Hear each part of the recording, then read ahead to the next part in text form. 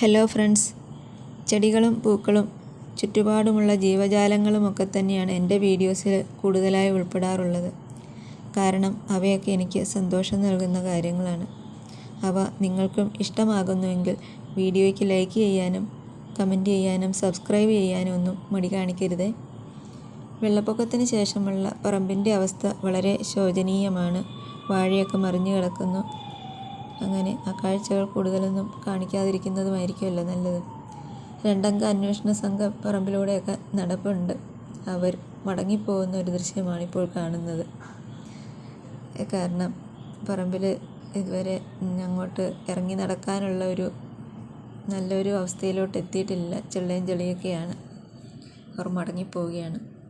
എനിക്ക് തോന്നുന്നു ഇവരെ സംബന്ധിച്ച് അതൊന്നും അത്ര ബാധിക്കുന്നില്ലെന്ന് തോന്നുന്നു. കാരണം ഇവർ ഇലപ്പൊക്കത്തിൽ കിടന്ന് ചാടി തുള്ളി കളിക്കുന്നത് കൊണ്ട് ഇനി അറിയാൻ പറ്റില്ല ഓരോരുത്തരുടെ ലൈഫിൽ ഏതെല്ലാം രീതിയിലാണ് പ്രശ്നങ്ങളെന്ന് നമുക്ക് അറിയില്ലല്ലോ. ഫോട്ടോ എടുക്കുമോ വീഡിയോ എടുക്കുമോ എന്താ വെച്ചാൽ ചെയ്തോളൂ എന്ന മട്ടിലാണ് ഇദ്ദേഹത്തിൻ്റെ അഭ്യാസ പ്രകടനങ്ങൾ. രാവിലെ നല്ലൊരു മഴയുണ്ടായിരുന്നു. അതിനുശേഷം വെയിൽ തെളിഞ്ഞപ്പോഴുള്ള സന്തോഷങ്ങളാണ് ഈ കാണിക്കുന്നത്. ഈ ഭാഗത്ത് വെള്ളം കയറിയിരുന്നില്ല. അതുകൊണ്ടാണ് ഇവിടെ അത്യാവശ്യം ചെടികളും പൂക്കളും ഒക്കെ നിൽക്കുന്നത്. എങ്കിൽ തന്നെ മഴ ശക്തമായതോടുകൂടി ചട്ടിയിലുണ്ടായിരുന്ന ചെടികളൊക്കെ ഒട്ടുമിക്കതും പൂച്ചെടികളൊക്കെ പോയി. അങ്ങനെ എൻ്റെ വീഡിയോസ് നിങ്ങൾക്ക് ഇഷ്ടമാകുന്നുവെങ്കിൽ ലൈക്ക് ചെയ്യാനും സബ്സ്ക്രൈബ് ചെയ്യാനും കമൻറ്റ് ചെയ്യാനും ഒന്നും മറക്കരുതേ.